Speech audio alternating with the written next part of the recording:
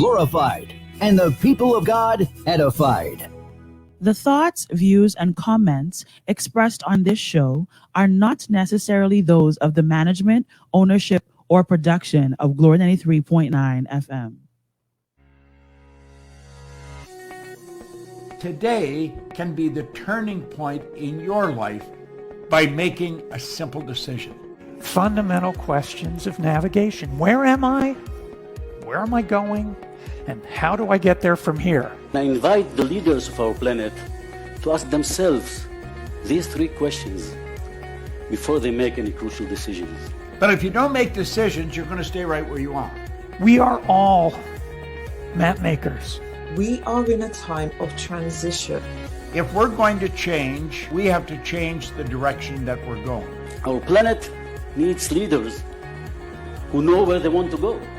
When we change the direction we're going, then we want to make sure we're going in the right direction. Leaders who can see the big picture.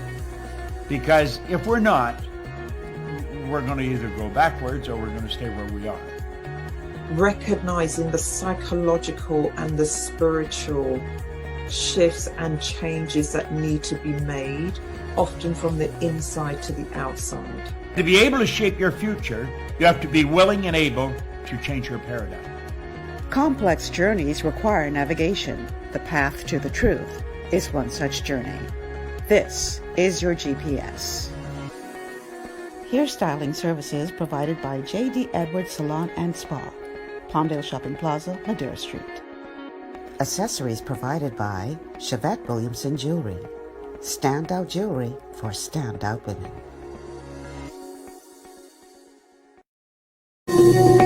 And good morning, Bahamas, and welcome to GPS Global Paradigm Shift on Glory 93.9 FM. I am your host, Michelle Malcolm. It's always a pleasure to be in your company.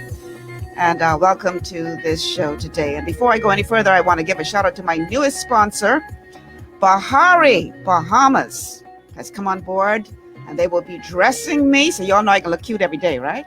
Between Bahari and Chevette Williamson with my jewelry and J.D. Edwards Salon with my hair, child, you can't speak to me. But anyhow, I can stay focused. So today we are going to be discussing a very controversial topic.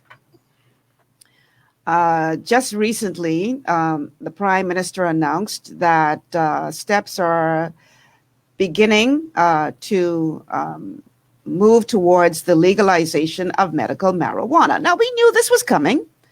There was a commission that was appointed to, do research about medical marijuana and then, all that kind of stuff. So we knew it was coming.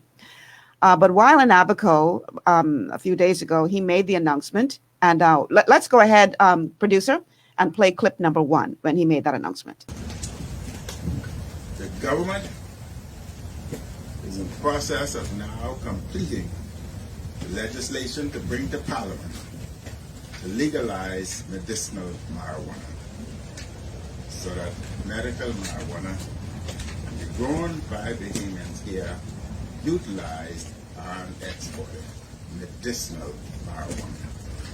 I also want, especially young people, to hear that we are aggressively moving towards expunging the records of young people, and many have been done already, because too many of our young people have been arrested for minor offenses, including minimal use of marijuana, and their life could be totally destroyed in that they could not obtain proper jobs, they cannot visit the United States, and their futures is destroyed.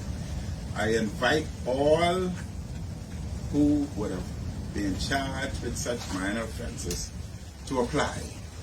Apply so that your records may be expunged and your life can continue. The government will continue to expunge to protect our young people and protect our future. All right, so that was Prime Minister Hubert Minnis while attending a ceremony in Abaco a few days ago, making that announcement. And like I said, no surprise, we knew it was coming. And we're going to be talking today with members of the religious community.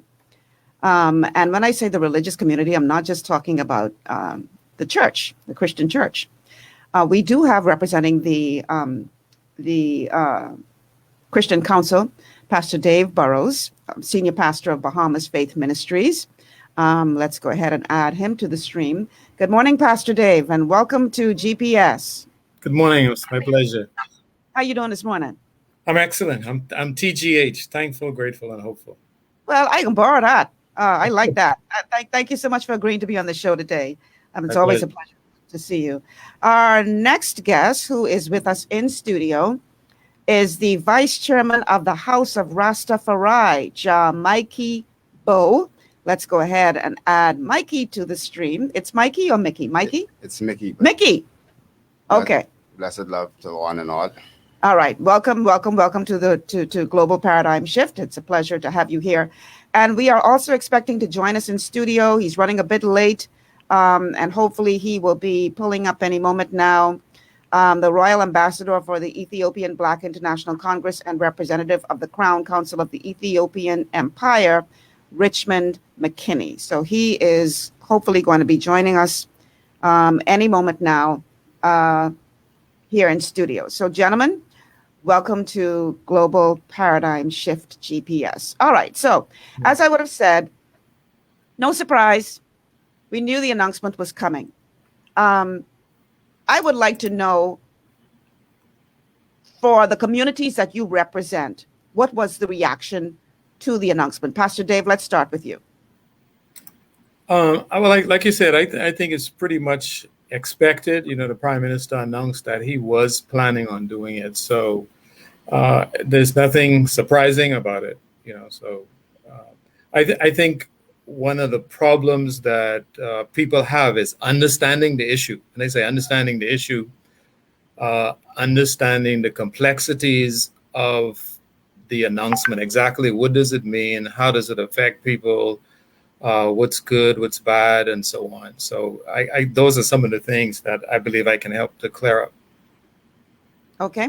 And we definitely will get into that. All right. Ras, Mickey, let's hear from you. What was the reaction from the Rastafarian community when the Prime Minister made this announcement?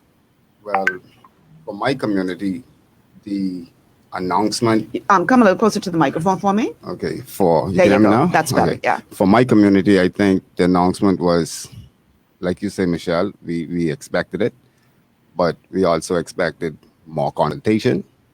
You know, we feel like the government really, they hearing us, but they ain't listening to us.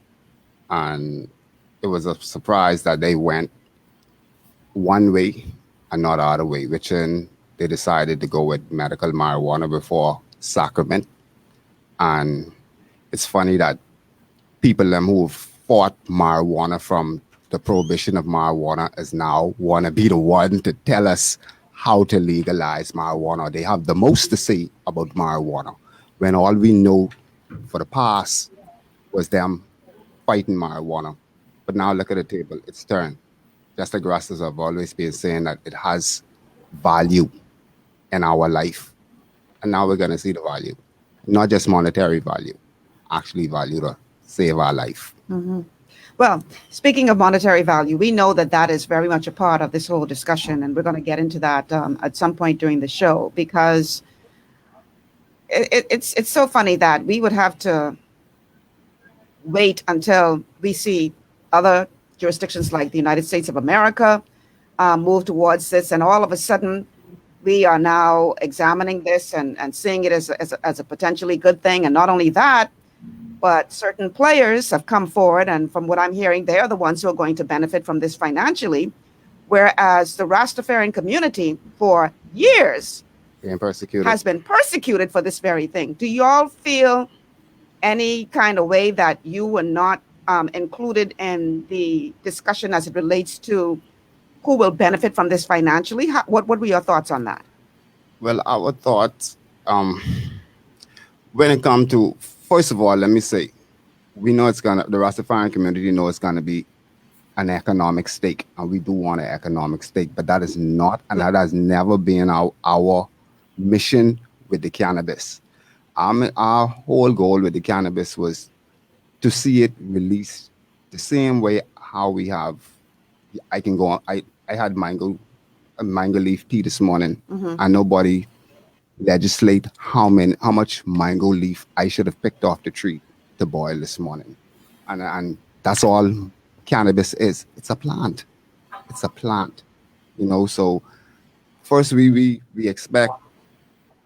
expected them to actually have more consultation with us, and we've reached our hands out. And when we look at the economic board that they set up, they aren't the regular Bahamians. They are not a segment of our regular society. They're the upper crust, who probably don't even know where Nassau Street is. Don't know how to find us down in the ghetto.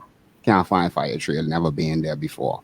But yet they're gonna legislate and tell us who living in this how we could do this. It's far-fetched to believe that they would even think that this could work. And we're not we asking just for consultation. We want to see this go the right way. We don't want to see it abused. We want to have the end of black market cannabis in our country. We want to be able to know that what we are getting is a quality product, and we could help with this. But nobody's asking, so it leaves us to wonder who is writing our destiny for us, because they sure ain't asking us the way forward. And we get meetings, but it's not a meeting of the mind. It's a meeting of, let me tell you what we're going to do to you or do for you. Pastor Dave, what is the position of the Christian Council on this? Pastor Dave, can you hear me? Well, I think, yeah, I can hear you. Can you hear me? Yes, we can hear you now. Good. Okay. Yeah, I don't know if you recall, but I did a paper on it. And basically, the Christian Council asked me to prepare a paper on it. I did extensive research and we presented a paper. So our position has been published. But basically, the position that we came to with respect to this issue is that we don't have a problem with medical marijuana as long as the focus is medicine. We don't have a problem with decriminalization because we understand that a lot of young men have been harmed unnecessarily by overly harsh penalties. However, we also understand the dangers of marijuana, especially marijuana that's accessible to underage children and teenagers and so on. What is the dangers of marijuana? Well, let's let him finish his point, and then we're going to get into the discourse. Go ahead, Pastor Dave. Finish your point. Yeah. So basically, whenever you have wide, and by the way, let me just say this. First of all, let me give my respect to Brother Mikey. Much respect, brother. Thank you very much, man, sir. Thank you. Yeah. So basically, we don't want young people harmed unnecessarily. Because a lot of young people have had criminal records for simple possession of a joint. The distributors may have gotten off, but the victims become double victims. So we understand that, and we believe that the harsh penalties that have been in place, imprisonment and so on, shouldn't be. So the decriminalization is not a problem, from the perspective that we've.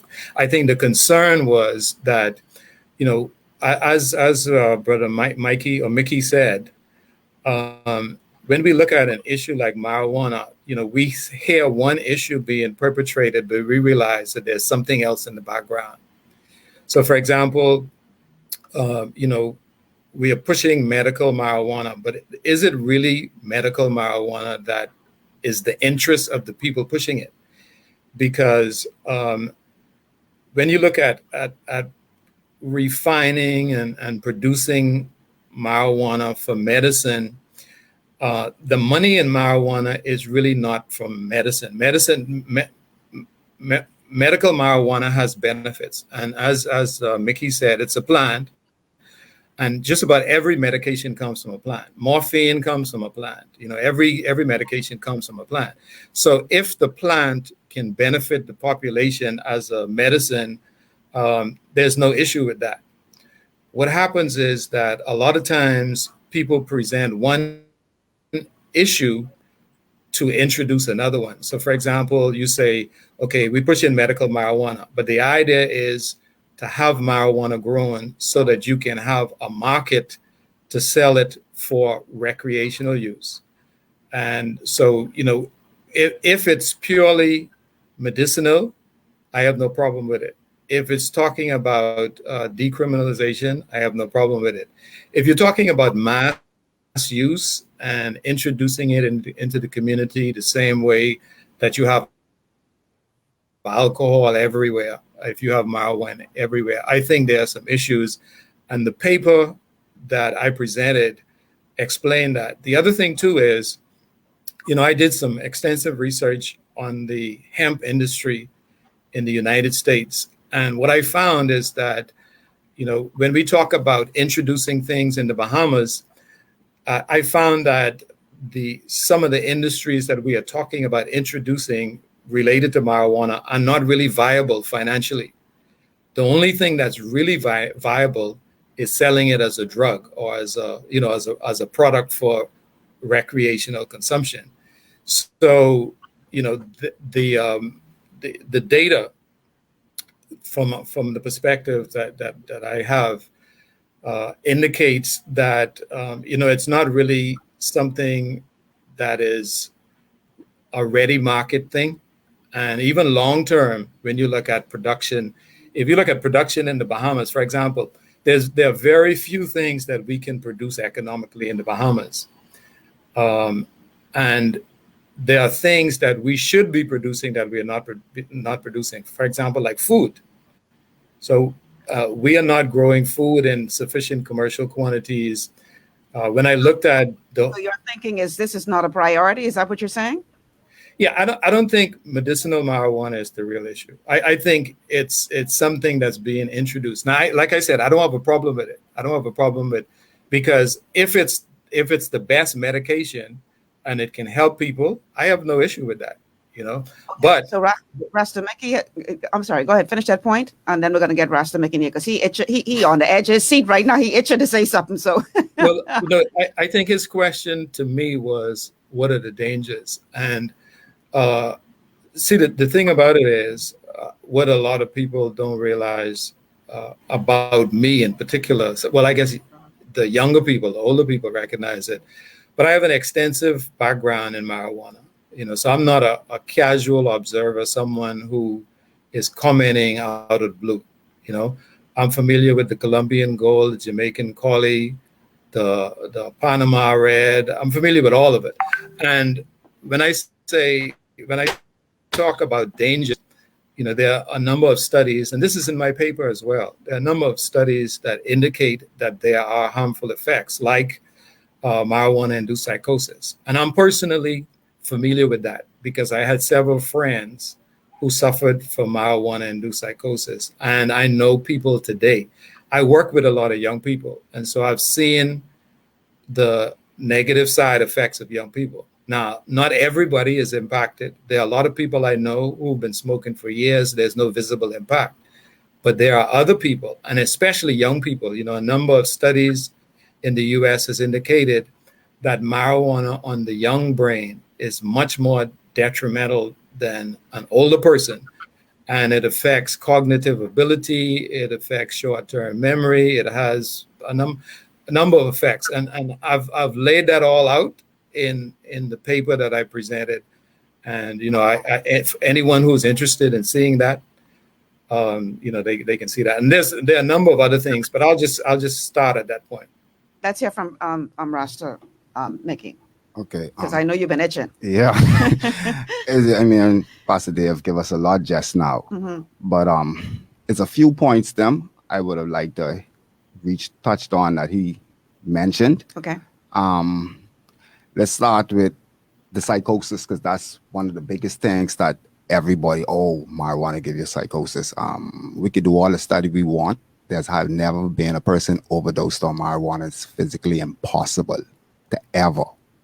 So how dangerous could it be? We and the Rastafarian community we know that it's a way of growing marijuana that induces psychosis, and it's not the cannabis that's causing the psychosis. It's actually the chemicals that you use to grow the marijuana with. And see, this is some of the consultation the government should come and ask us, because it's not just dropping a seed in the ground any longer now. We have hydroponics growing where you actually add in the oxygen and everything else, and that changes the strength of the marijuana, at least of the cannabis, and what it can cause an effect. So it's not you're moving something from the natural into moving it into being unnatural, because you're now adding chemicals to it. And that's something that we are definitely fighting the government not to allow that type of grow if you allow cannabis to grow here in the country. So the psychosis part, that's finished, because it's not, and that's a false narrative to say that cannabis causes this. No, it's the way you grow the cannabis that causes it. It's the actual chemicals that you're adding into. Because see, if everybody have grown a plant before, and we know we put put it into the soil, water it grows. Okay, when we grow hydroponics, it's a way of growing it that you grow it 100% in water, without soil. So you have to add things into it, and I don't want to go deep into it, but you have to add certain chemicals into your water and things, so the water, now the plant will react as if it's in soil. Very dangerous. But let's don't blame cannabis for that. Let's blame what we grow with that. See, because this is where knowledge comes from. Every use of cannabis is a medical use, even if you don't know it. Why? The body has THC receptacles in it. The brains. We know that we use it for sacrament, and I'll explain something to you. We say that it's so detrimental on the brains, but yet our brains have all these synapses, receptacles and everything for THC that we only can get out of cannabis. So it's obviously the body itself, the DNA of the body was designed to use cannabis, but we don't teach it. I think one of the things that he did say, though, that it's more dangerous to a younger brain. So under the age of 18, I believe it is. Go ahead. No, I understand that, and that's why I'm going to get to a point with cannabis and kids. Right. We don't, and in the Rastafarian community, let me say that I do wear two hats. I am a Rastafarian first, and I am the chairman of our community. So I really speak with a unified voice of our whole community. Mm-hmm. But I also am a human being and a person who knows and also has a cannabis business doing medical marijuana. So I do see patients who's on it at all age level. I'll give you a personal story. I have a niece and a nephew with one of the rarest disease in the world right now. And it's so funny that they said that it's so rare they don't even think there's nobody else in the Bahamas or even in the Caribbean with the disease. My nephew it was a point where he had 20, 30 seizures a day. Every doctor in Nassau and in Grand Bahama know them by name. Everybody. That's how much from the day he born he's been dealing with the situation. Cannabis could help him. But it's illegal. My sister doesn't want to break the law, but she watches her two kids suffer. Should she pack up and move to California just so she could give her kids a medication? There has something called Charlotte's Web. Every time Bahamians think of marijuana, cannabis, all we think about is the smoking aspect. If marijuana was legalized, we smoke it the way we have to because of the way we have to get it, because it's illegal. We have to have it in the smallest quantity and use the most potent of it. But if we could possess it with no problem, no strings attached, nothing else, no weight limit requirement, then we could now, like Pastor Dave says, in the Bahamas, there's only the smoking, because that's a small-minded thing that all Bahamians think. It's so much. The biggest product right now, last year, in the cannabis world was sports drink made with CBD and THC, not smoking it.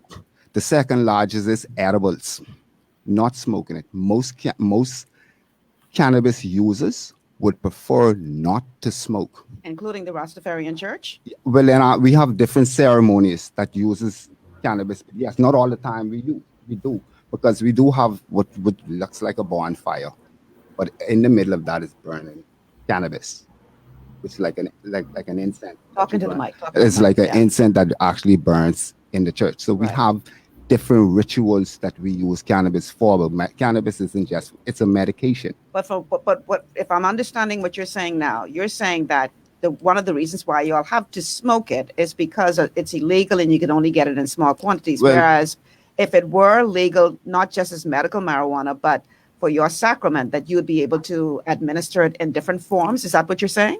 Many different forms. You know,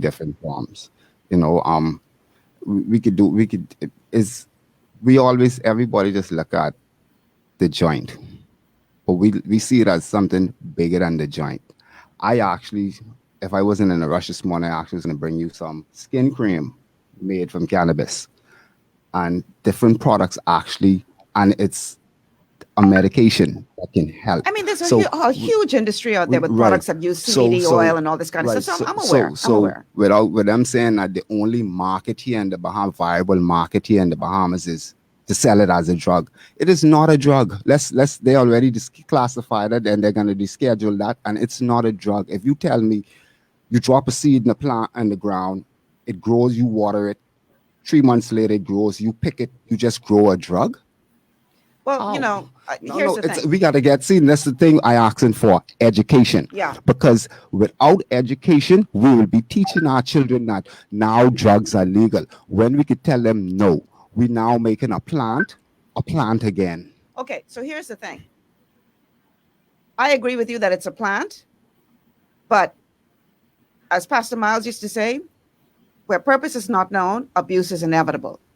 Anything that is created for a good purpose can become something that is abused. Anything, and marijuana is obviously a part of that. So we're going to talk about that, but we have to take a quick break. I want to take a look at the effects of medical marijuana, because listen, from a scientific perspective, marijuana has many healing properties. Let's just get that straight. Okay. It has been vilified. It has been, but the truth be told, the Bible itself tells you that healing is in the herbs. But the marijuana plant has many healing properties. No question. So now we are at the place where the Bahamas is getting ready to legalize the medical aspect of marijuana. The Rastas are saying that's not going far enough. The church is saying that is definitely going far enough. We're going to talk about all of that and look at the medical benefits on the other side of this break. Stay with us.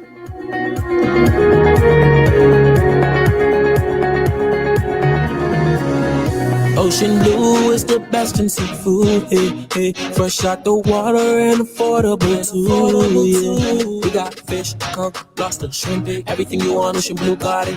Ocean blue, friendly and clean, best service you ever seen. Ocean blue is the best in seafood, hey. Fresh out the water and affordable too, hey.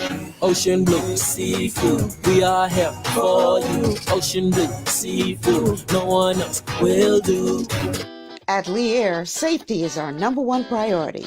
Flying since 1996, we offer scheduled flights into Fresh Creek and Mangrove Key Andros and Great Harbor Key, Berry Island, twice daily, 7 days a week. Affordable charter services are also available to anywhere in the Bahamas and the Caribbean.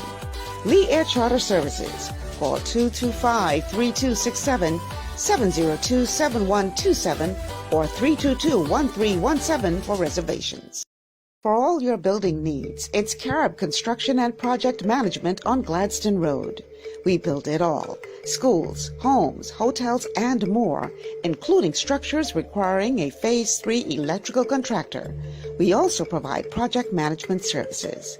The first step towards your dream building begins at Carib Construction and Project Management.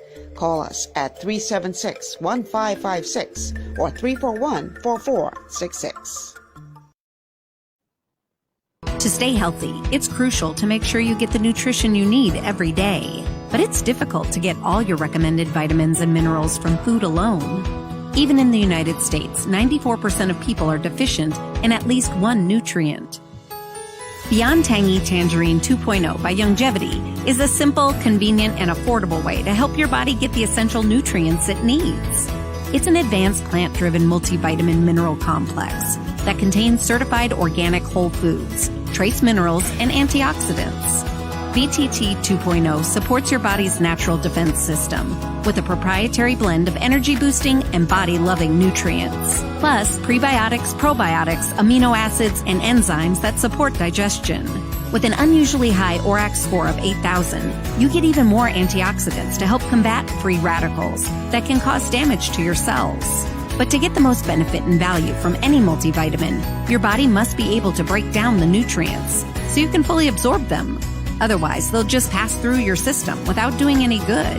Beyond Tangy Tangerine 2.0 was specially formulated with synergizing cofactors to ensure you get maximum nutrient absorption. Beyond Tangy Tangerine 2.0 is the easiest way to give your body the balance and complete daily vitamin mineral supplement it needs for optimal support of your overall health. To learn more, contact your Longevity associate.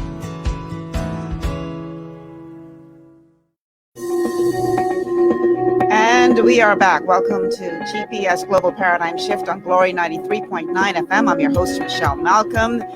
And today we are talking Going Up in Smoke, the move to legalize marijuana. My guests today are the senior pastor of Bahamas Faith Ministries, Pastor Dave Burrows, who is representing the Bahamas Christian Council here today. Also here in studio with us is Vice Chairman of the House of Rastafari, John Mickey Bowe. Gentlemen, prior to the break, we started talking about, we touched on children and the fact that it has been shown that marijuana can have negative effects on the brains of the young. And I know Mickey had started to make a point that he wanted an opportunity to complete before we move on to the next section. So go ahead, Mickey. The floor is yours. Okay. I was making the point about kids and why we say that kids shouldn't use cannabis, and we look at it and I say no, kids shouldn't smoke cannabis. But kids, remember, my niece and nephew with their rare genetic disease and with the seizures, I think everybody who've done any cannabis research, the first thing they'll come about is the story about Charlotte, a little girl in North Carolina who had seizures, who was having up to 50 seizures a day. And they found that the cannabis would stop the seizures, but it was against the law in North Carolina, and the family had to move to a state that actually allowed them to give their child underage, because there's an age requirement in North Carolina. So the child would have died in North Carolina with the medication readily available, but underneath the age. But she could have moved to Arizona, where she was able to take the medication. So even though you say it's gonna destroy the brains, if you allow a 12-year-old to smoke, what it's gonna do to their brain? Obviously, yes, it's gonna destroy their brains. But if they were taking it in some medication form, tea, rub, anything else, we look at alcohol. If Sundays, alcohol has destroyed the brains, but we'll give alcohol as a sacrament with no problem to 12-year-olds. Underage kids, they get the sacrament. It's alcohol, but hey, it's okay because it's at church. But we don't even we don't believe in giving our sacrament to underage. Our sacrament is not, that's a ceremony. So sacrament would not be for somebody underage. And that's why we said all use of cannabis is medical. Even if you don't know it, you are still using a medication and it's still helping you in some form. So to say it has no use, that's far. That's why I said, I personally, I've been pushing education, and true education in earnest, not that false education. Because we know we have books that will tell us that marijuana is horrible and has no use in the for human consumption. We can find those documents, and there's literature, because that's the literature they use to decriminalize it. And we know that was a false narrative. And if we decide to still do that research, we can find that information to give us a false narrative. So now that's why I say in earnest, we need to be really upfront with what it is and how it can benefit mankind within themselves all around. Okay. You know. Let's do a little bit of that educating right now. I want to go to clip number 2, producer. Here is a clip about what is medical marijuana. And I think it's important that people make the distinction to understand that it does have medicinal value. I don't think anybody on this panel is disagreeing with that. So let's take a look at this clip about what is medical marijuana.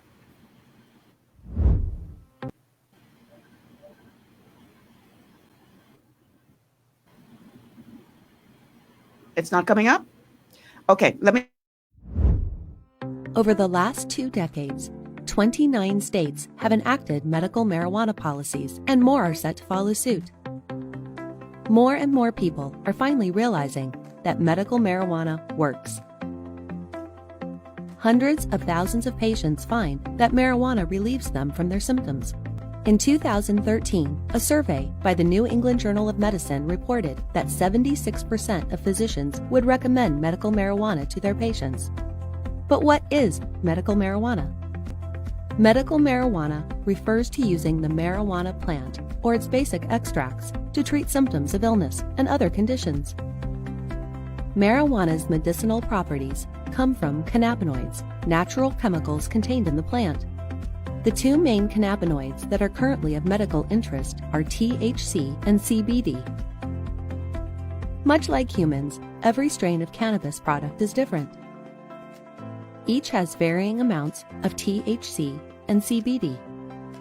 Depending on your symptoms, you'll have better results using some over others. So, what can medical marijuana really help you with? One of the most common symptoms marijuana can treat is stress and anxiety. This includes PTSD, ADD, and ADHD. As a non-addictive alternative to prescription medication without nasty side effects, marijuana is an attractive option for the health conscious. Cannabis can be a great sleep aid, given its ability to relax the body and combat insomnia. Using it in combination with other natural remedies, like chamomile tea, can give you an even better restful night. Higher THC strains will boost your body's energy and mood, which is a great relief for people dealing with depression. Of the 350 million people affected by depression, fewer than half receive any form of treatment. Marijuana may be a great addition to your treatment, since it can create a happy and relaxed atmosphere. The famous munchies is the compulsion to eat you get after consuming marijuana. While to some it may be a joke, it's also a valuable solution for those suffering from a lack of appetite, nausea, and vomiting. Most notably, the munchies aid symptoms induced by HIV treatment and chemotherapy. Despite what you may think, smoking is not the only way to consume medical marijuana. Ointments and oils provide the benefits of medical marijuana without any of the psychoactive activity. CBD oil, in particular, has been shown to be useful to treat arthritis, muscle pain, and spasms. It's important to feel confident and secure, so remember to consult your doctor, and don't be afraid to ask any questions. All right, so we are joined now. Let's see if we can get him in on the stream. He's actually decided to come on via StreamYard. I don't see him up yet.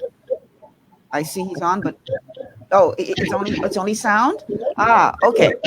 All right. So, Congress and representative of the Crown Counsel of the Ethiopian Empire, Richmond McKinney, has joined us via StreamYard. There he is. Now we can see his face. How you doing? I'm okay. Blessed. Sorry for my late arrival. I was trying to come down by the studio, but I going to the wrong direction, so I came back. So I didn't. I don't understand how y'all could get lost, but anyhow, we can talk about that after the show. All right. That's what I was. Thank you so much for joining us on the show today. I don't know if you were able to listen and hear what all has been discussed so far. All right, so I want to go. I had a chance to challenge. No. Okay, well, okay. So I want to go to a couple of our Facebook comments before we continue on with the conversation. Stacy Smith says, some people are slave to that plant. Everything can be dangerous if abused. That's a comment from Stacy Smith. She also says cocaine comes from a plant as well. Let's see. Amy Missick says marijuana is so dangerous to our society. Then look around. We have a 30-year plus ongoing case study to observe and find the point to this idea that marijuana is really dangerous. Now, this is an interesting comment. Stacy says it's being introduced for votes. That's an interesting thought. Marvin Storr, obesity kills more people than marijuana would ever dream of. And let's see. Stacy says even use of cannabis is medical. Stop talking nonsense. So I guess she's opposing what you were saying, Mickey, that all use of marijuana is medical.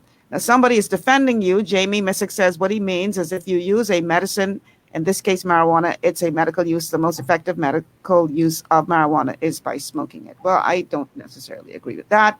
That is not what is being said here on this show today.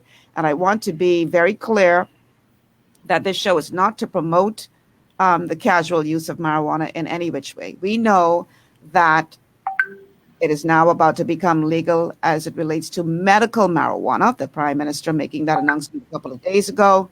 And I thought it would be a good thing to have this conversation with members of the Rastafarian community, as well as a representative from the Christian community, about their thoughts on the move towards legalizing medical marijuana. Pastor Dave, your concern, as you would have noted earlier, is that this is just a doorway, or this could be used as a doorway to usher in the legalization of marijuana, period. Are you suggesting then that we should see a more specific definition of where this is going? In other words, if you, let's say the Christian church were to say, okay, the Rastafarian church says they need it for their sacrament, so it's fine to legalize it for their sacrament, but we still stand against widespread casual use. What is your position as far as that is concerned? Well, I think if you are saying medical marijuana, I don't think there's any issue with medicine. Yeah, everybody agrees. Yeah. For example, we have all kinds of pills, all kinds of drugs coming to the Bahamas. So if marijuana, if you are saying we are going to allow marijuana medication to come in, I don't have a problem with that. I don't have a problem with marijuana with the exception of the psychotropic or psychoactive aspects of it, So I realize that marijuana can be beneficial medically, and that's not an issue. I realize that a lot of young men have been marginalized and impacted negatively by having a criminal record for small use and so on. So the decriminalization, I understand that. The only issue that I have when it comes to marijuana is the drug aspect of it, the psychoactive aspect of it, basically getting high. And like I said, I have extensive knowledge and experience and understand from a personal perspective, and then also as a counselor, working with young people, working with parents, working in all kinds of environments. And I think when we look at it, having marijuana legal medicinally should not really be a big deal. When I hear that we are talking about making it legal medicinally, I also hear the undertone that there's a backdoor industry. So, for example, we say we want to grow marijuana for medicine. that means I'm not totally sure exactly how it's going to be regulated and everything, right? But that means that marijuana is being grown. Now, if marijuana is being grown and if it contains THC, then there's going to be a black market.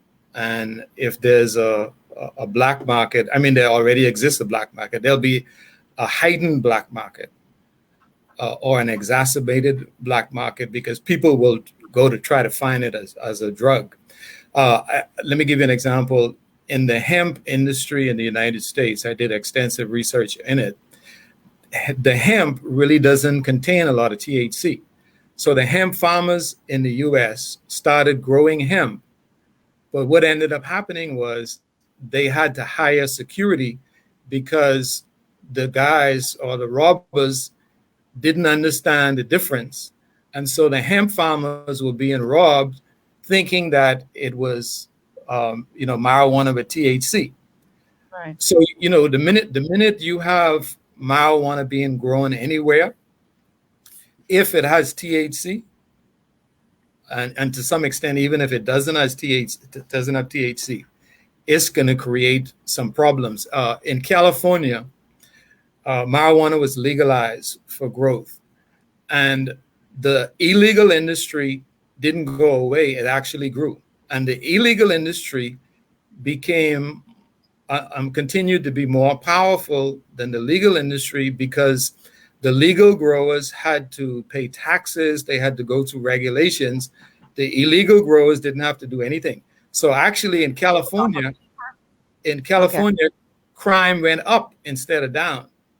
So you have to be very careful about how you introduce it, how you regulate it, so that you don't say you are solving one problem and create another problem. And that's the issue from my perspective. Like I said, I don't have any problem with marijuana. I have a problem with the psychoactive, psychotropic use of it and the impact that it has, particularly on young people. I'm a counselor. I counsel a lot of parents who have children, who have suffered from marijuana-induced psychosis. They have a myriad of problems. I have some parents who brought students to me from the COB. They were in COB. They were doing well in school. They started getting high a lot, and then all of a sudden, they don't want to do work anymore. They don't want to go to school, and so on. So, different issues like that. Then there are other parents who had kids who freaked out, and marijuana does have that impact. So I think when you talk about marijuana, you have to make sure that, first of all, you understand the difference between medical and the drug aspect of it, or the getting high aspect of it, and that you understand how the complications that you could introduce. So I haven't seen exactly how it's going to be organized, regulated, and so on. So I can't really speak in detail, but I can point out some of the dangers from what has happened in other jurisdictions like Colorado and California. And I have extensive research statistics on both of those locations. And then another thing that is very important when it comes to regulating is that in both California and Colorado, the number of visits to the emergency room quadrupled because kids were eating edibles and they didn't realize that it was marijuana. So they actually overdosed. So that's one way that people can die from marijuana use. So you have to be very careful about the edibles, making sure that they are not accessible to children, because in both Colorado, New York, and California, a number of physicians have testified as to, ingesting more than what is needed, or ingesting too much can cause death. And I can provide the studies that show that. Please do, because we're still waiting. That is a fallacy. I won't say you lie, but I'll say that that's no true. We like to see that study because we know that marijuana can't do that. But a lot of that you said, especially with the legislation of medical marijuana, we agree with, because we still have to see how it's going to be done, because we have to stop the black market. a lot of us do our studies out of America, where the first thing I spoke about was what we don't want is a type of marijuana grown here in the country that will give you a psychosis. So we'd all do that study of marijuana out of America, but we've never done that study out of the Prime Minister of Antigua and Barbuda, Gaston Brown, who fully legalized marijuana. Give Barbados them a full legalization and see the benefits that happened in his country. One, the use of marijuana went down dramatically. Because why? It's just like when you tell a person you can't have something, so everybody want it, and when it become open for everybody, you notice nobody use it. And that's the problem. That's what they found over there with the use. They also saw our community, and I'm proud because our community actually got an apology from the Prime Minister. He came with legislation to have sacrament, medical, and recreation. He legalized it across the board. They don't have a drug. And when we want to do studies to see if it works or if it doesn't work, let's stay out of America. Let's go to our brothers who have the same landscape and people who have the same mindset as ours. And let's see what they do and how it benefit them and how it help them. Because we look at our Rastafarian community over there, which actually just build their own school. Coming rising out of the dirt, having nothing. But just with that, we could actually see, when we look at it, we got to look that it's only 400,000 of us here. When we look at medical marijuana, this has to be something to be exported when they look at making money out of it. The money would not be here in this country. The money would grow here, and the money would come from the export from outside of our country. So you would find that legalization doesn't mean more usage. Legalization sometimes means less usage. And now you don't have to take the smoke. You could actually boil it. When instead of needing grams, you could actually use ounces, and it ain't illegal. So you'll be able to boil it, just like the Sorosy. And that's why a lot of things, when I tell them all uses is medical, and people say, oh, you got to be tripping. No, see, that's why you need education to realize that your body is full of these synopsis, and then we realize why the human body uses 7 to 12% of the mind, and we don't access the whole 100% of our mind. These are things that we need to start looking into, and that's why I strong for education.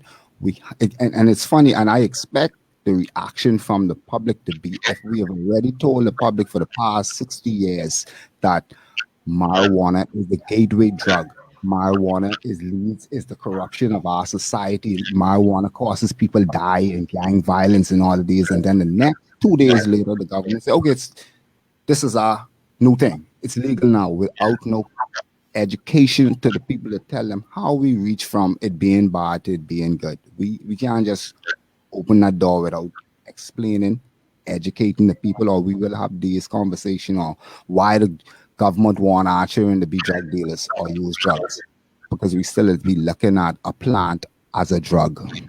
It's just a plant. Okay. The Rastafarian community recently met with the Attorney General, and I'd like you guys to talk about what was discussed at that meeting. And we're going to talk about some other aspects of this whole question as well. This whole conversation as well, as it relates to what does decriminalization really mean?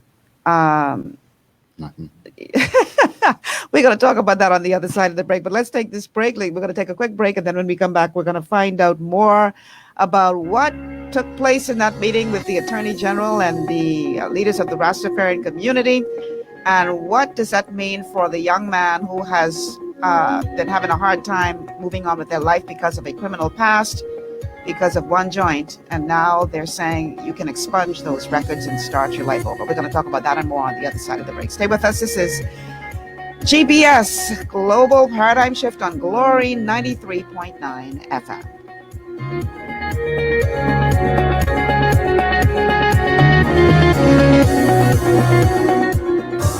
Best dress, hats off, looking like I walked out of catalog. Everybody wanna know where I got it from. Catwalk, catwalk, catwalk, boutique, where we make fashion statements. Catwalk, boutique, where we make fashion statements. For the latest styles in women's clothing and accessories, visit Catwalk Boutique on Robertson Road East at the Helron Plaza. At Catwalk Boutique, we make fashion statements. Looking for an extraordinary junior high school with caring, qualified staff and affordable tuition? Then come visit us at Elite School of Excellence, an affiliate of First Step Academy. ABECA-focused and Ministry of Education approved, we foster discipline, integrity, and wisdom while molding our students for success. Call us at 341-8846 or stop by First Step Academy Schools on Fire Trail and Soldy Roads for more information. Escape from the city life to Bacon Air Beach Resort in Pirateswell, Marijuana. Relax in one of 16 air-conditioned rooms just steps away from the ocean. Enjoy scrumptious dishes in our waterfront dining room. Sip on a tropical cocktail, or if you must, stay connected with wireless internet. Nestled on one of the most beautiful beaches in the Bahamas, Bacon Air Beach Resort offers a unique vacation experience. For reservations, call 339-3726 or 463-0182. Understanding your microbiome, also known as your gut ecosystem, can change everything you thought you knew about nutrition, digestion, immunity, and metabolism. Keeping your gut ecosystem healthy and balanced is essential. Ultimate Microbiome by Longevity was specifically formulated to optimize this ecosystem. It provides the advanced support your gut needs through prebiotic, probiotic, and postbiotic supplementation. Our unique blend of probiotics includes Lactobacillus and Plantarum, healthy bacteria that can help prevent harmful bacteria from taking over your gut. Increasing your gut's population of beneficial bacteria creates a more balanced gut microbiome, which has been shown to aid in weight loss, skin health, sleep, mood, and may even help with seasonal allergies. Ultimate Microbiome also promotes the production of postbiotics. Postbiotics are key to help regulate your gastrointestinal health. To enhance digestion, Digizyme Multi-Enzyme Complex, a blend of 5 specific enzymes, has been added to Ultimate Microbiome. It can help break down food so your body can better absorb nutrients. Plus, we've added our proprietary I-26 Hyperimmune Egg Powder to aid in the elimination of disease-causing gut bacteria and help your body balance its immune response. Ultimate Microbiome, the scientific, proprietary, and holistic approach to gut health that helps optimize your body's entire gut ecosystem. To learn more, contact your Longevity associate.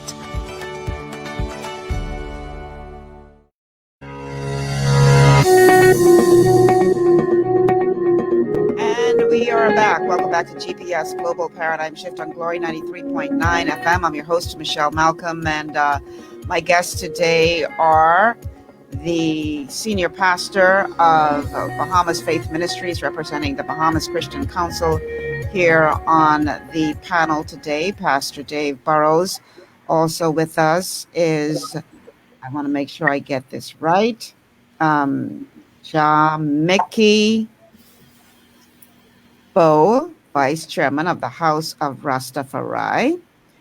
And also on the broadcast today is Richmond McKinney, who is the Royal Ambassador. Let's get him up on the stream. There we go. And he is the Royal Ambassador for the Ethiopian Black National Congress and representative of the Crown Council of the Ethiopian Empire. We are talking medical marijuana today. That is the topic of discussion on GPS today. And did we just lose Pastor Dave? No, I'm back. I'm back. He's back. All right, he's back. All right. Yeah, so that's what we're talking about today. I want to look at a couple of comments on Facebook. Let's see. Gina Waterman Store says, getting lost in NASA never used to be a thing. Okay, Gina. Let's go to Jamie Missick. The pastor mentioned being okay with decriminalization. Decriminalization is indeed the doorway, and it's good that he is okay with it. Gina says, Thousands of Bahamians are already consuming THC and CBD products to their benefit. That is true. Let's see. Jamie Missick says there's zero difference between a marijuana plant grown for recreational and a plant grown for medicine. Gina, again, is the Christian Counsel trying to reverse the legalization of casual use of alcohol? And Jamie says the pastor mentioned several times the issues he has with marijuana, like somehow we, the larger public, care to have our freedoms dictated by the whims of people with the personal views on what another human should do with a God-given plant. You don't police my time, or Basil, don't police my marijuana. Boy, Pastor Dave. All right, let's stay focused on what we want to go to, and that is the conversation that took place with the Rastafarian leaders and the Attorney General a couple of days ago. Gentlemen, can you give us some of the highlights of what came out of that meeting? You can go ahead. First, I want to say and send a comment from Pastor and saying that person even died from it. But I give thanks to Honorable Jamaica say something about it. But the Surgeon General of the United States say cannabis has never caused any death, no time at all. So that's something we have to really be careful what we say. Okay, so let's talk about the meeting. Yeah. Concerning our meeting with the Attorney General, we just then going to talk about the medical. Of course, we listen to the Prime Minister and he state that in his town hall address in Abaco. But we're going to consider our rights as Rastafarians in our community, considering our sacramental rights, because we know last year the Prime Minister tabled 4 recommendations from the Commission, which is the sacrament, the medical expungement of records, and letting one sort of person who gets small amounts of marijuana on a small time. So we never found from the Prime Minister what is the small amount. And now that he talked about the medical, and he said that he will let the young people know that he have their rights at heart. He want to assure them that he is expunging records right now, and for small amounts and for young people. So we see that as a backpedaling from what we know was the recommendation, what he's supposed to table in, what he tabled in the House, and was supposed to be drafting early this year. And that's supposed to be the 4 things he table inside the House. We know that it's a board dealing with expungement of record now by the former commissioner, Paul Ferguson. But at the same time, Mr. Ferguson is expunging records of young people still getting locked up. So that would make no sense. And what about persons my age who never had no herb, shown smoking a herb, who just use it as the God-given right, and they know the benefit of it, and they get locked up a few times? What about their rights? What about their record being expunged? Because they've been hold on for years and being victimized. So we went there to talk about human rights and human justice, and also to know what on the book concerning us as Rastafarian, concerning our sacrament rights. So that's what we're really going to the Attorney General Office about, from my perspective. So from your understanding, they're expunging the records that exist of young people, but they're not decriminalizing it to the point where if another young person is caught with a joint, they will receive a record. So is that your understanding of how this is working? Yep. Well, that's what's going on now, and we said that will make no sense. We're having some challenges with your audio. Okay, go ahead. We didn't hear what you said a moment ago. Can you repeat that? No, I said that's what we're talking about right now. That don't make no sense. We look at it. We have members from our community that has numerous charges, and when they look at their charges, it's all sacrament. It's all, it's a period in time we used to be targeted and be arrested. Some of us would be arrested every Sabbath, go into Sabbath service. So that usually, that's a problem. Then we look at our community. What's going to happen to a 45, 50-year-old who has 9 charges? And you saying now the 17, 18, 19-year-old, 25-year-old, okay, their record's good because they have a few charges. Look at me with being arrested for over 25 years and using the sacred cannabis as my sacrament. How many charges I would have racked up within that 25 years? Are my records going to be clean?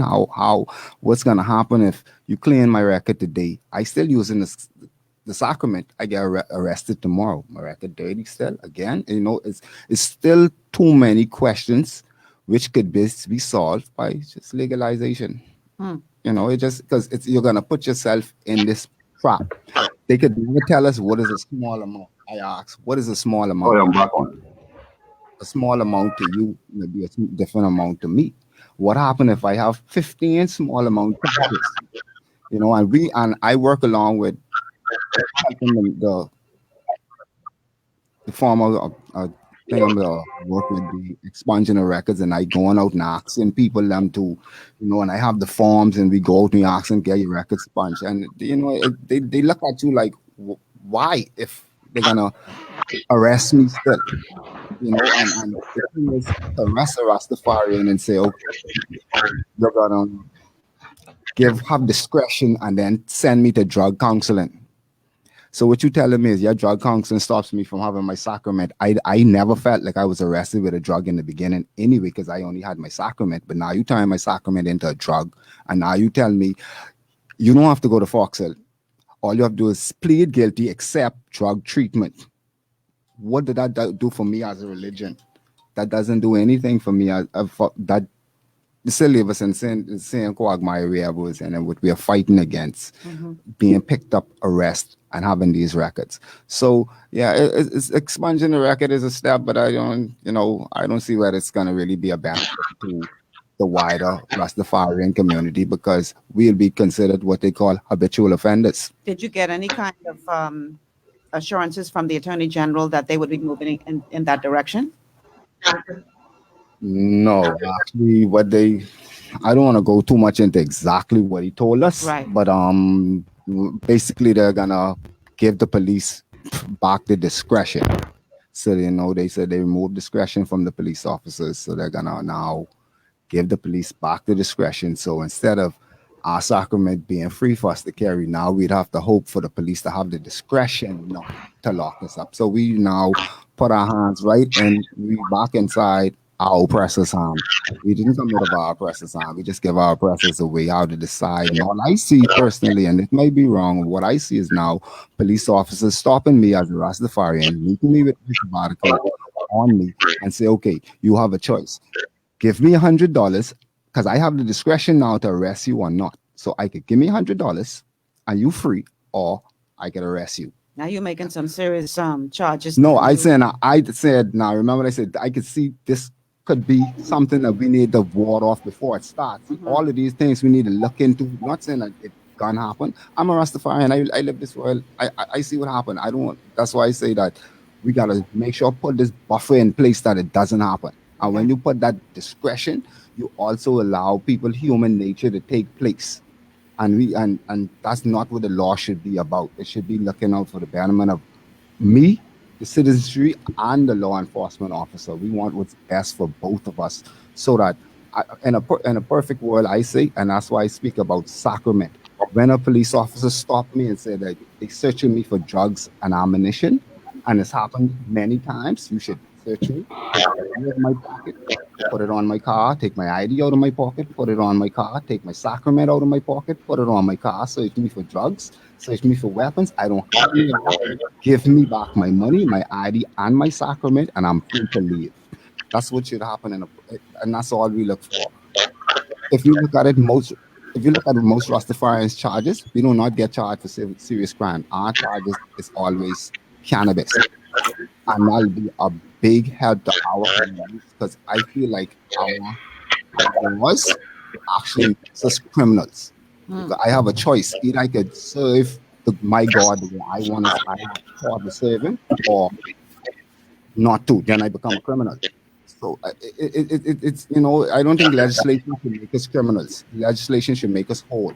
Pastor Dave, let's bring you back in on this conversation now. What is the church's position as it relates to decriminalization or legalization? What is the church's position? Well, definitely the position would be decriminalization. Legalization means the free use period. Actually, if you look at it technically, alcohol is not legal. Alcohol is legal for persons over a certain age. So alcohol is not a legal drug, totally legal.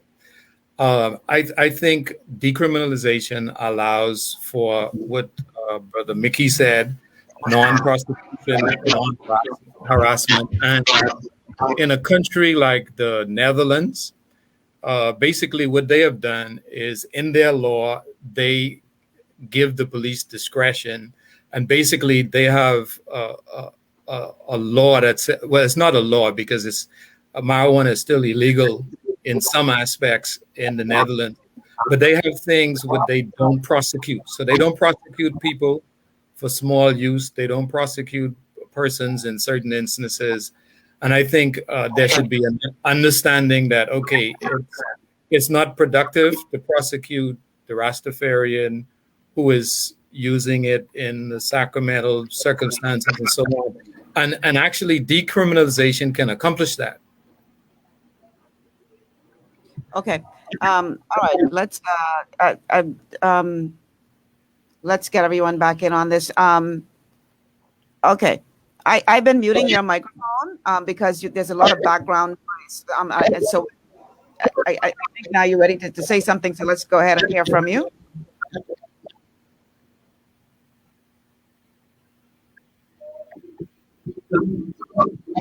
Ambassador Richmond? Yes, we're listening. That's how Pastor said. Yes, that's how Pastor said that alcohol is not illegal, but we still understand that alcohol, even we serve in the church as a sacrament, and even though persons who under age of 18, who is so it's illegal even to give the children, but through their faith, it's overlooked. It's discretion in there. So, but right now there's no formal discretion to the Rastaman at all right now, and we know there's something coming. So we asking for the government to use some discretion, and how we know from a very long time, talking about the sacrament and the Rastaman rights being decriminalized and trouble daily, couple of Aboriginals get shot. That's what happened the other day in Exuma when the police run behind a young man and take his life for a $10 piece of herb. So this need to be decriminalized for sure. So the police has been abusing and taking advantage of the citizens for the same marijuana. So this need to be decriminalized so people get a justice, they get a break from the police so they can do other things and really fight crime. Because for a young man with a piece of tooth chain in his pocket and locking them up and we're dragging them through the mud, that don't make no sense no more. So why we still will do this to our young people? I just want to say we want to stop. We want to apologize to the Rastaman community and the Rastaman community and free up our sacrament and that's have it sorted one time, because we know that the world coming to this, and we's only less than 500 million people, and we acting like we don't know what's going on with billions of people saying this is good and this is right, and we still talking like we still know so much things. We need to do our study and see what's going on in the whole world and stop talking about the brother cross, the big brother across the road, because they're getting this stuff sorted, and people need this for medical. So I give thanks to the Prime Minister at the start, but don't forget us, and don't be backpedaling. That's what we're saying. Be just to the law, and we want our constitutional right to be respected and protected and recognized. That's all we want. We want fair play. And so we know what's going on with this medical, and you say farming can be happening for a small man and all that, but the export you need has it qualified. You need facilities. You need proper greenhouses. So I called for money. So we trying to figure out now how they're going to deal with small miners. That's why we need to talk to the power that be, because we don't start seeing backpedaling already. Bless it. You bring up a very valid point about that this is going to require money, and there is already talk about who is going to be given the legal right to grow this. Someone with a lot of money, and so does your community have an issue that you obviously are not going to be brought to the table as it relates to being given the rights to grow this thing, particularly considering that we're not trying to jump the gun. We're just talking. Pardon me? I feel as though I said we need to get a meeting with the power that be with the Prime Minister, and we first will talk to them first before we make any conclusion to say what we think it'll be. So we need to talk to him. But from what I see now, I say he tabled the sacrament rights for the Rastaman last year. Now he's saying they're going forward with the medical. So don't leave us behind. We want to be able to be, and they say now he talk about the young people, but he mentioned nothing about the Rasta. So we want to know that we're still here. We've been here from the beginning, saying this is good, this just medicinal also, because we've been healing people, helping people all our life with this too. We know what people been say they smoke the marijuana and get, because they drink rum with it, and they use maybe other drugs with it. But the Rastaman who just take the cannabis majority of the time, our family from the Rastafari community never had a problem. And some people, they know you can't handle it. You can use your discretion. Just like alcohol. Alcohol illegal. Some people know they can't drink. They drink 3 beer. Some man drink 10 beer. Some man take 1 shot of hard rum. And some man take no shot because he know he can't handle it. So give people their freedom. Freedom God. Jah Rastafari. That's what we defend. You see, the thing is, with the AG, with the meeting with the AG, I think it was a nice sit down with them, because it's finally they, like I said in the beginning, it wasn't a fact finding mission. It wasn't that they wanted our advice in anything, but it was they telling us what they're gonna do. And it's by time somebody tell us what's gonna happen instead of sitting down trying to figure it out, and just to hear that. I think the AG is coming from a good place. They're gonna they trying. They ain't reaching the mark, and don't think we even ain't close to happy with what we heard, but at least they give us that honor to actually sit and speak with us and let us know what their plans is. But their plans is basically to railroad us, and they want us to sit down and agree with it. And they're saying the fears they have is coming from not doing the right thing for the citizenry of the Bahamas because of fear of America and what Big Brother is going to say to them, and how they have to walk the tight line between doing what's right for the people and doing what will appease America. And right now, what's right for the country and what appease America is not good for the Rasta, because it has never been good for the Rasta when it comes to appeasing America. We would never get no right. So that's why I asked for our government to be bold like Gaston Brown. Let's be bold. So what if, the one thing Bahamians got to realize, America whole of our head is pre-clearance. We're the only country in the world with pre-clearance into America. So what? We could lose that. I hope we lose that one day. That's where we'd stay home and spend our money in our country instead of carrying our money over there. So if that's the treaty and that's what they hold over our head, we could as a society, we should let that go. And let's be free to make our own moves in our country. Let's have our one aim, one destiny. Let's make it about Bahamians first, really. And stop, and we're saying this about cannabis now, but we mean this in every aspect. It's just that the issue today is cannabis. But this wouldn't be the main issue all the way around for everything that comes up. Pastor Mickey, you got to put that phone on vibrate, man. Yeah. I've been ringing too much. Yeah, All right, let's bring Pastor Dave back into this. I will tell you one of the issues that I have with this whole situation, and I think it was a problem. Also, the move to regulate the numbers industry. a part of the problem that I have is that we make these decisions, but in my opinion, we don't do our due diligence in looking at the fallout from these decisions. So let's go to the numbers industry. And I'm going to, Ambassador, I'm going to mute you because we're getting a lot of background noise from you. So just keep it muted until you're ready to speak, okay? But okay, let's look at the gaming industry. A decision was made that we would regulate the industry. The idea was that a lot of people are out there right now doing it anyway, so you might as well regulate it and get some revenue from it. This was the position of the government. Now, here's the thing. I am not satisfied that there was sufficient research done to look at the fallout from that decision, to help people who have a problem.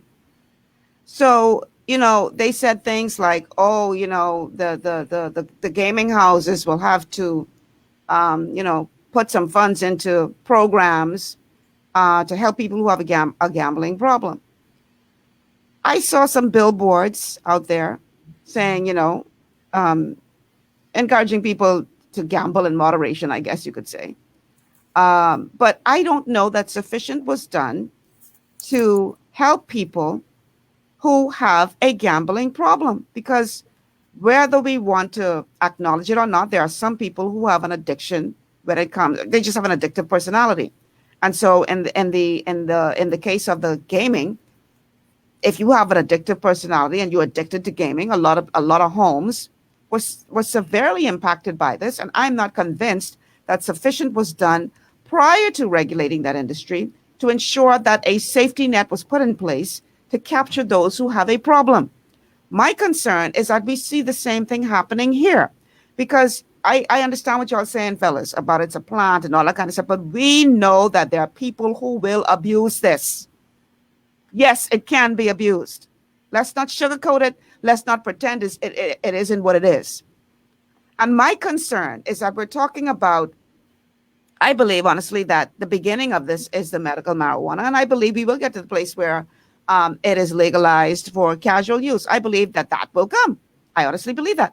My concern, though, is what kind of safety net is being put in place to ensure that people who have an addictive personality, who have a problem, will receive the kind of counseling, the help, whatever they need to overcome this. That is my concern. I don't think that sufficient is being done as far as that is concerned. What are your thoughts on that, gentlemen?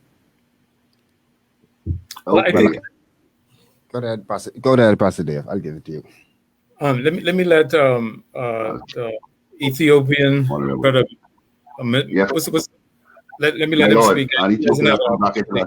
Yes, good thanks. Because my gave me a problem. Well, this is what we have to understand. People abusing it now who have that addiction. People abusing alcohol, people it's obese, eat too much food, use too much sugar. It's addiction in so much areas of people's lives. So that's why we have to have institutions to help, and that's where us in the wider society come in as a family. Because if you have a family who drink too much, we try our best to help them, but they still have their right to live and to live with how they want to live. But when you see they're going too far, we have institutions to help our own people, even help ourselves. So to say that it can't be found, it could be found it all over right now. It's not something what people have to bring in. Yeah, we just want to stop oppressing and just live more honest to our people, and instead of oppressing, embrace the growth. And that's deal with the time and the time of the changes. Just accept the changes and move forward, and stop using all kind of different ends to say why this is that and why this is that. Just put in place what we need to do. Set the institution, the regulation, because it's something coming. It's a medicine, and that's how people abuse food. Some people will abuse it, and some people abusing it now. So anything is actually anything happening. So we have to use education, and parents have to teach their children how to use discretion on everything in life. That's what life is all about. Just teach our children the truth. And that's bring people to understand it, how to go about things, how to measure, how to use a balance. That's all it is. Yeah, I think we have to remember that when it comes to addiction, marijuana is not in the same category as cocaine and other addictive drugs. In fact, marijuana is probably less addictive than alcohol. It's not addictive at all. So the addiction side of it is not the issue. You know, the issue is, like you said, abuse and the side effects from the psychoactive or psychotropic aspects of drugs. Because I mean, we have to admit this with marijuana. Marijuana used in certain ways gets you high, and in some cases get you very, very high, and it has an impact on your brain. When you look at it from a Christian perspective, remember that we live in a democratic society, and what I'm doing today is I'm expressing an opinion from a Christian perspective. One of the things that God's word says is that, for example, we should not be drunken, or we should not be drunk. We should not be intoxicated. So there's an aspect of marijuana that leads to intoxication.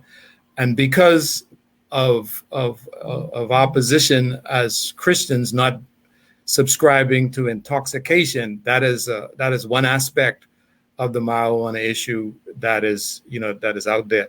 And I'm not afraid of the dangers of addiction. What I'm afraid of, to some extent, is the impact on especially young persons. And we talked about marijuana-induced psychosis before, and it's something that I'm very familiar with because I have a number of friends who were impacted. I've worked with a lot of parents who have children who have been impacted. So it is a kind of a side effect that's out there, that's possible.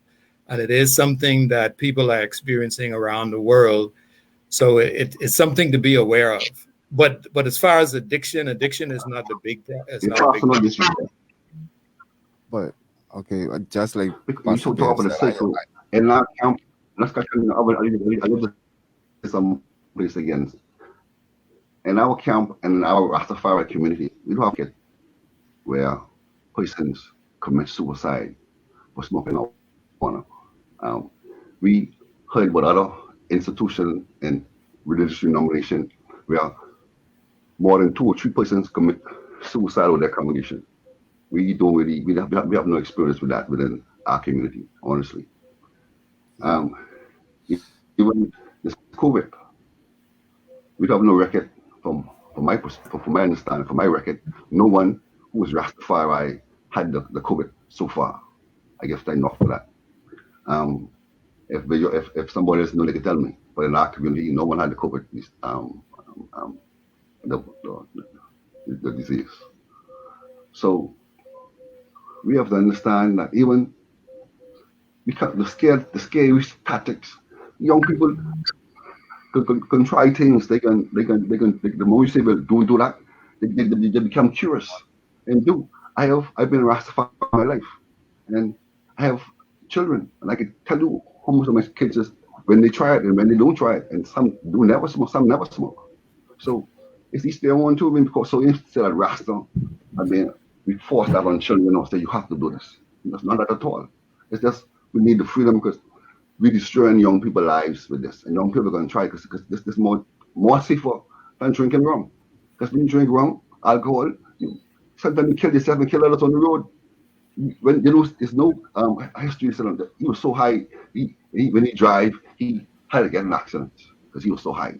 There was alcohol caused the death and destruction. So actually, everything's a balance, and it's time for us to move the yoke of our people because it's a yoke. What we believe all Christians are trying to hold on us. But the Church of England getting ready to invest $100 million inside the marijuana industry, and our church and state here is the British Empire and the Anglican Church, and they about to get in the investment. So you have to do our research and see what's going on globally also. Bless it. That's what I'd like to add to that too is for me personally, I feel like the government, as a people, let's be real, as a people, we do not deal with psychosis good. We don't deal with the mental health of our country very well. We don't even have good.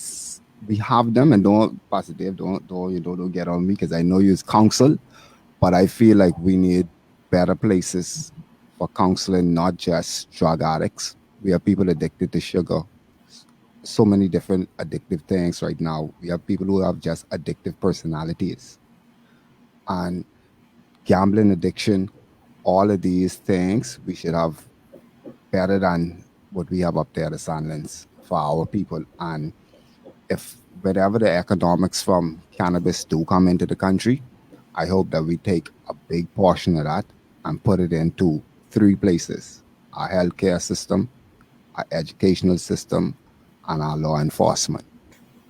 Because if we do it right, we will have billions of dollars in our country quick.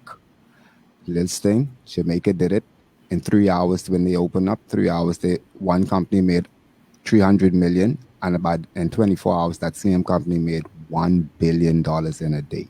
So the money aspect of it is going to come, but it's what we're going to do with the money to benefit our society. That's a completely different show, because from what I'm hearing, and I could be wrong, that wealth is actually going to go to The Canadian owners. on individuals and companies as opposed to country. Right. No, see, what I say now is not, and see, that's why I say we need a new show, because we don't want to fall into that trap. Yeah, that's but that's what, if we were wise enough, we can make sure that $1 billion come to us, the Bahamian people, because we have our chance. We see all the mistakes everybody else made, but along with that, we have to educate the people. We have to know that addiction will come, because people be addicted to so many things, but we also need to have the facilities to treat addictions, and we need to be able to treat all addictions, and don't just think it's gonna, because you may start a marijuana addiction campaign and find out that you find hardly anybody, but we have a lot of people addicted to other things. So we need to have that as a people.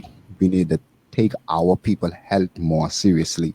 And it's sad that we laugh at people when we see them on the road and not know what their real issue is, and most of those psychosis, and a lot of us call it, that one on drugs, you can see, and may not be drugs or alcohol that actually have them going out of their mind.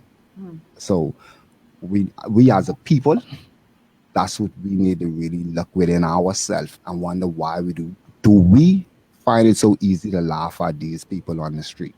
That's a problem within our own self when we could do that. And we're not have that compassion for your brother and wonder why. How can I help? That's what we need to do. And I think hopefully even with this cannabis conversation, it opens up new conversation for us to really be our brother's keepers.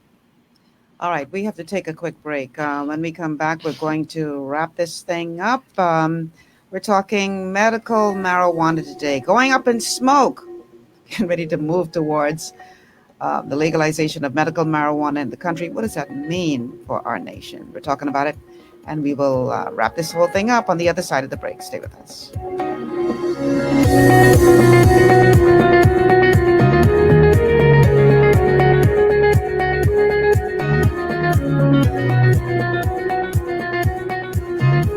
Bishop Denzel Rowe, General Superintendent and the Executive Council of the Highway Church of God, Bahamas, invites you to attend its 56th Annual General Convention under the theme, Arise, a Call to Duty.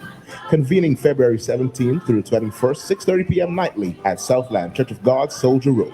Speakers include Bishop Denzel Rowe, Bishop Carvin Bain, Pastor Rakino Monker, Bishop Robert McPhee, and Bishop Eric Josie. There will also be a special midday oil and water service on Thursday, the 18th at 12 p.m. with Apostle Raymond Wells. That's the Highway Church of God, Bahamas' General Convention, February 17th through 21st, 6:30 p.m. nightly at the Southland Church of God. It's time to arise.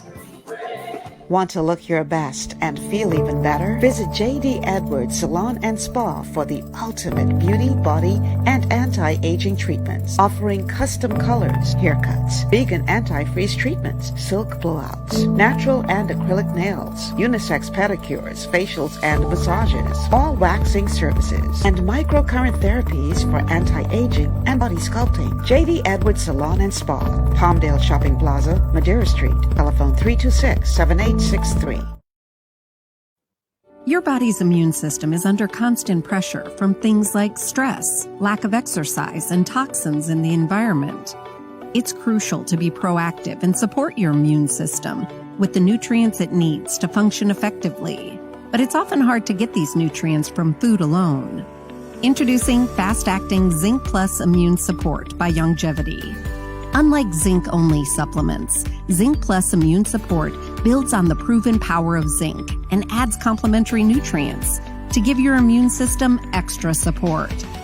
Vitamin D helps balance the effects of zinc, while our proprietary blend of natural fruit and root extracts provides the extra help your immune system needs to work against daily stressors. And we've included Longevity's exclusive plant-derived minerals to give your body the minerals it needs, but can't get from food alone.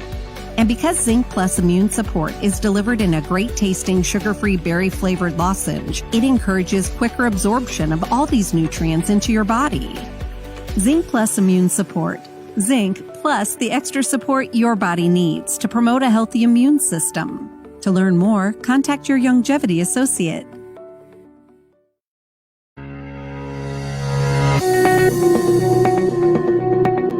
And we are back. This is GPS Global Paradigm Shift. I'm your host, Michelle Malcolm, and we're talking proposed legalizations coming soon of medical marijuana, as announced by Prime Minister Hubert Minnis several days ago. My guests are Pastor Dave Burrows from Bahamas Faith Ministries, who is representing the Bahamas Christian Council on the panel today. And also with us is Richmond McKinney, Royal Ambassador for the Ethiopian Black International Congress and representative of the Crown Council of the Ethiopian Empire. Rastafari Bowe had to leave because his phone kept blowing up because his clients, he does IT work and his client's system crashed and he got to go fix their system. So he had to pull out. But I want to say thank you to him for being a part of the conversation for as long as he was able to be a part of the conversation. Let's go to a couple comments now from our Facebook audience. And you know what? We got so deep into this conversation today, I forgot to give out the phone lines for those who are listening by radio. We still have 17 minutes left in the show. So if you want to hear, if you have a question or a comment, you want to hear your voice, this is the number to call, 828-3543. 828-3543 is the number to call. And 828-2543. 828-2543 is the text line. So let's go. We have a lot of comments on Facebook. And guys, our Facebook audience, if you haven't already done so, make sure you like and share the show because obviously this is a conversation that needs to be had on a national level. Stacy says, I agree. You can't give the police such power is their discretion. It's time. It's either a crime or not, period. All right. Let's see. We have Bertha who says, I can't relate to this because they use marijuana as part of their religion, and I use the Lord's Supper. Suck my teeth. Okay, we have so many comments. Let's see. Mario Bain says, I don't agree that it's less addictive than alcohol. I think it depends on the individual. We have another comment from Windsor. Bethel Windsor says, Minnis trying everything in the world right now and is using this as a tactic on the Bahamian people, mainly people who don't know better. Let's go to another comment from Stacy. Stacy says, most Bahamians have chronic illnesses, obesity, high blood pressure, diabetes, etc. So I guess medical use of weed is for everyone. I don't know if I will go that far, but you know what? Prepare the last clip for me, please, because listen, guys. Marijuana does have medicinal value. There is no question about it. Study after study, we've seen cases of particularly people who have brain issues, In this particular clip that I'm going to play, you're going to see it in action. This is a gentleman who has Parkinson's. And now, for the record, it was not administered through smoking. Because as we have said on this show, there are many ways to administer this without smoking. And when it comes to medical marijuana, I suspect that is the direction that they're going to be taking. But take a look at this video. This is actually, you will see in real time the impact that medical marijuana had on a gentleman who is suffering from Parkinson's disease.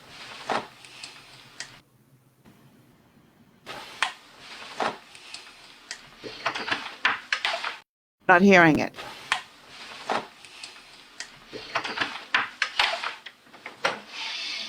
Hi, Larry. How are you? Come in. Let me know when you have that up. And then we will go to it once you have the audio situation sorted out. It was playing. You guys could hear it? Yeah, we were seeing it, yeah. Oh, they could hear it, but it's just that we can't hear it in the studio. Facebook, can you hear it? Let us know if you could hear it. I don't know why we couldn't hear it in the studio. Maybe our radio audience was hearing it as well. Hi, Larry. How are you? Come in. Let's see.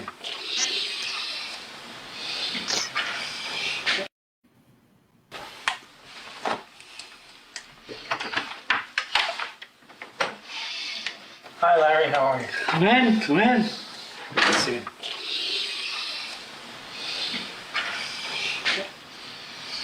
How you feeling? It's been a bit of a rough week, really. And the best way to take it is put it under your tongue and rub it in your cheek.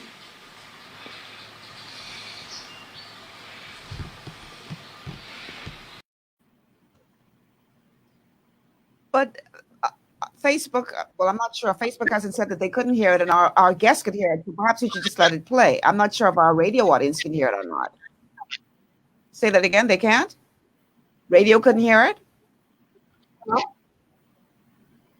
Okay, we're going to try it one more time.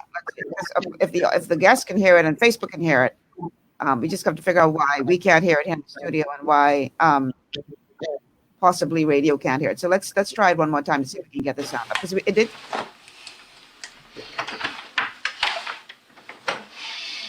Hi, Larry. How are you? Come in. Let's see.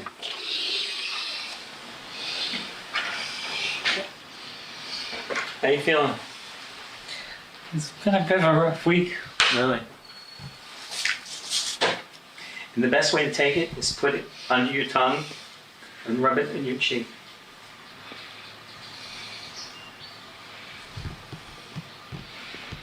Don't do too much. You're going to be asleep all afternoon. You know what you should do? No. Don't try to communicate. Just relax. See what happens. We know from animal experiments that the endogenous cannabinoid system is very important in regulating motor activity, that very type of activity that is impaired in Parkinson's disease. From animal experiments, we also know that boosting certain branches of the endocannabinoid system is helpful in relieving symptoms of Parkinson's. Finally, from anecdotal information, we know that certain patients who smoke marijuana experience relief of their symptoms. I think you're calmed down. So quickly. Isn't that amazing? He used just a single drop, and his hands afterwards were rock steady, and the dyskinesia left. Let's swing back. It works most of the time. Exactly. Did you guys eat lunch? Are you hungry now? 20 a.m. Actually, A person like me could really use marijuana. It makes me pretty angry that I can't get it in my home state.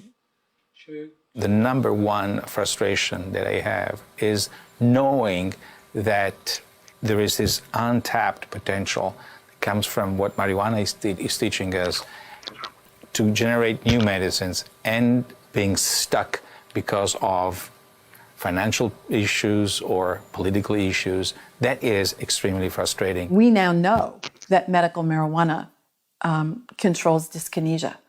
and yet it's not available to us.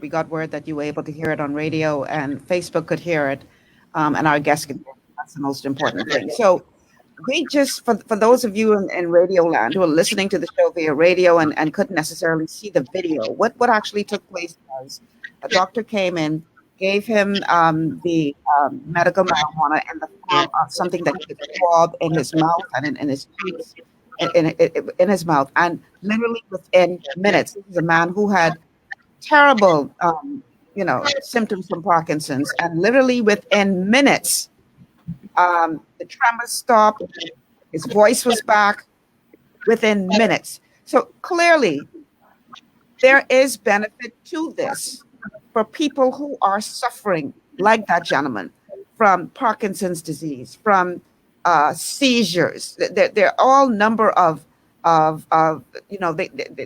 it's being said that it can help cancer patients, particularly those who are going through chemotherapy and have bad nausea. It helps to calm them down enough to be able to take in food. And so it's been shown to have benefit. Nobody's arguing against that here today. All right, just for the record, everyone on this panel agrees that there is medicinal value in this. The question is, where we go from here?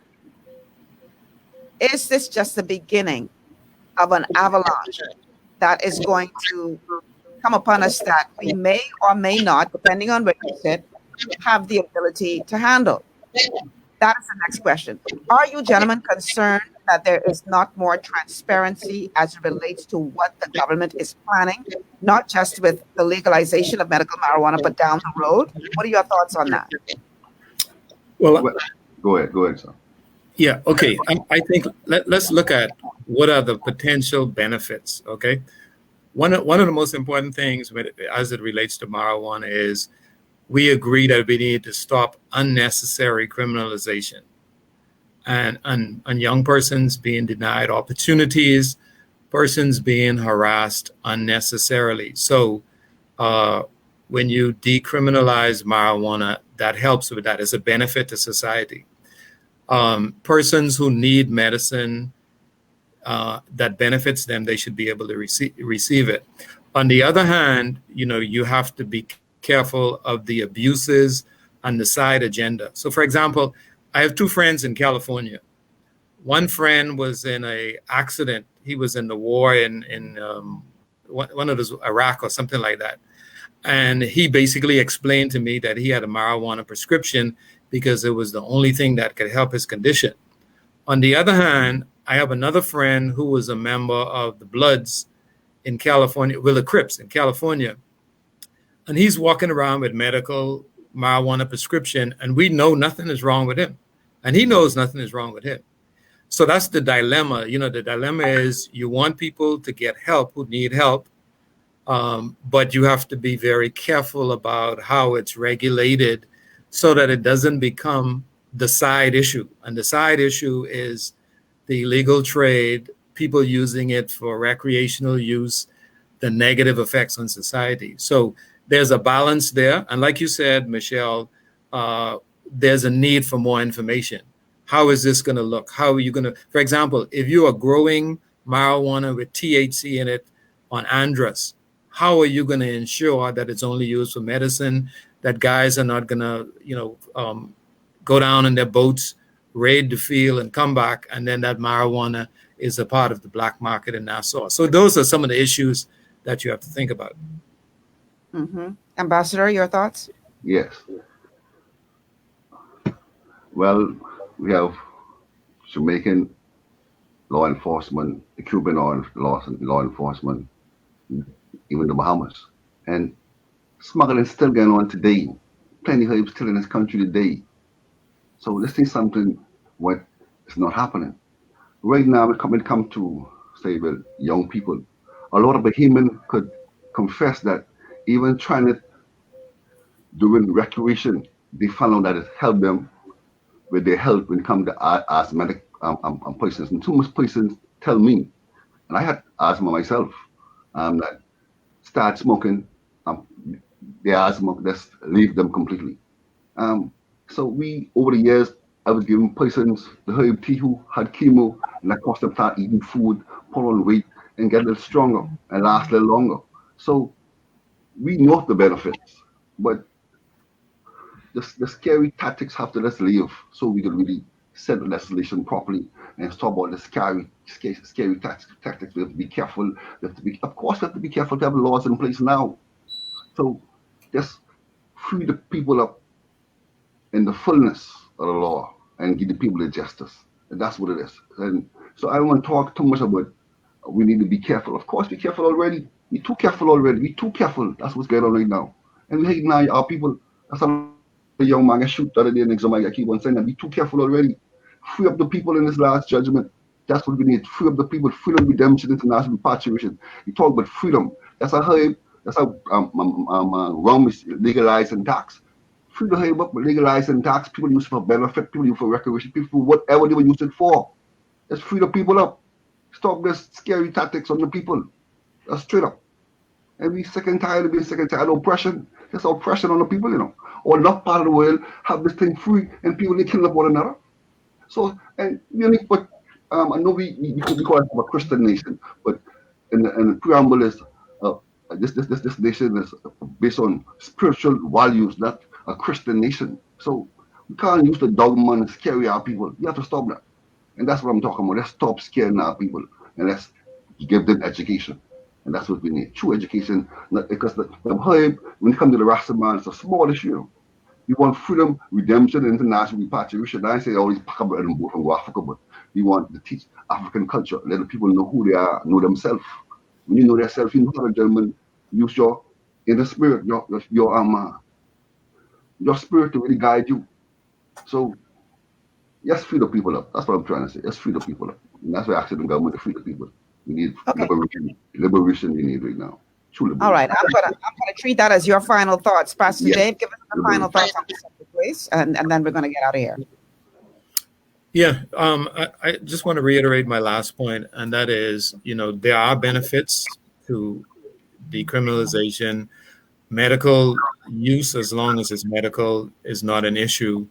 But I think we need to look at the total framework and all of the ramifications to come up with a policy that is best for our country.